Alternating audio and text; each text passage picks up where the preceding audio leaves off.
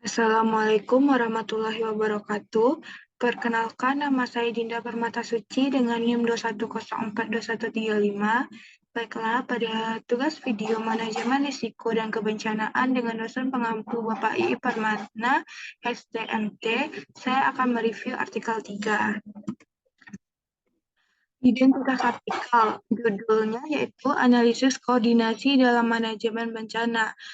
Kualitatif pendekatan di Turki. Penulisnya yaitu Sari dan Yunus Emre Ozar. Tahun terbit 2023. Latar belakang. Manajemen bencana adalah bidang multidisiplin di mana berbagai bidang keahlian dan lembaga bekerja sama secara internasional. Koordinasi institusi yang berbeda diperlukan untuk fungsi sehari-hari mereka. Namun fenomena yang terus-menerus menjengkelkan ini diperburuk oleh proses yang tidak terkoordinasi. Studi ini bertujuan untuk mengeksplorasi dan menggambarkan pengalaman koordinasi para profesional yang terlibat dalam proses manajemen bencana. Sebuah pola fenomenologis diterapkan, metode yang mencoba untuk membuat pengalaman masuk akal. Kolaborasi antara berbagai bidang keahlian dan lembaga di tingkat nasional dan internasional sangat penting dalam manajemen bencana. Bidang ini mencakup menanggapi dan memulihkan dari bencana, mengembangkan kebijakan untuk mengurangi risiko bencana, dan mencapai tujuan pembangunan berkelanjutan. Pendekatan ini menangani semua aspek bencana dan meminimalkan dampaknya.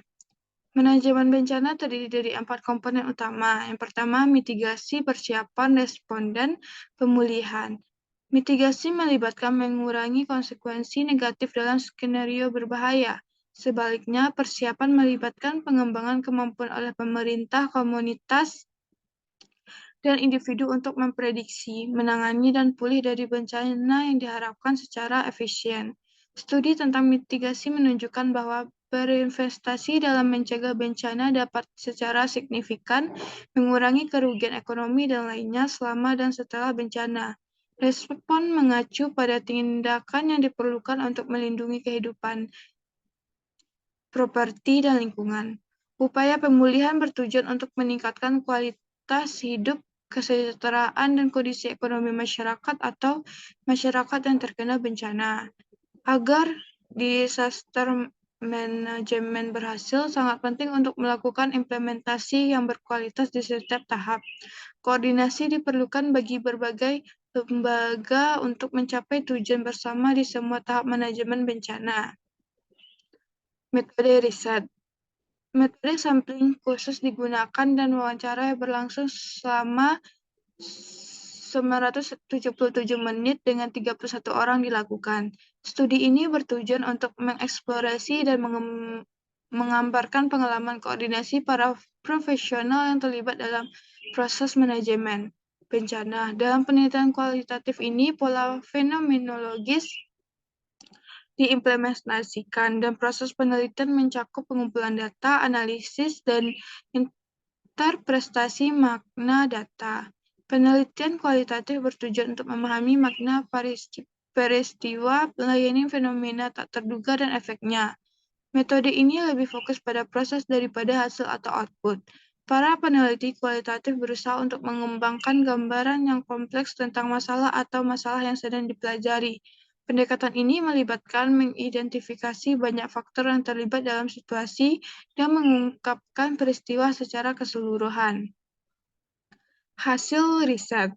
Hasilnya mengungkapkan bahwa latihan bencana dan pelatihan dilakukan untuk memastikan koordinasi antar lembaga. Namun, koordinasi dijelaskan dengan konsep komunikasi.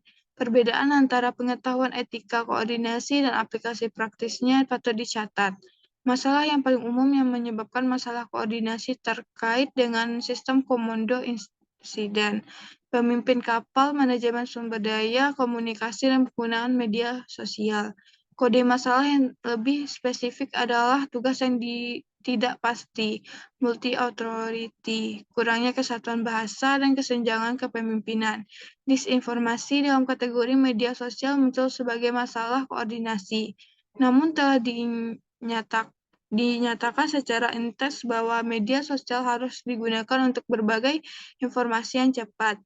Ia dapat menerima pelatihan kepemimpinan dan mengintegrasikan media sosial ke dalam proses koordinasi untuk meningkatkan manajemen risiko bencana. Ini akan membantu dalam pemahaman yang lebih baik dan pelaksanaan langkah-langkah yang diperlukan. Ya, sekian dari saya. Terima kasih. Assalamualaikum warahmatullahi wabarakatuh.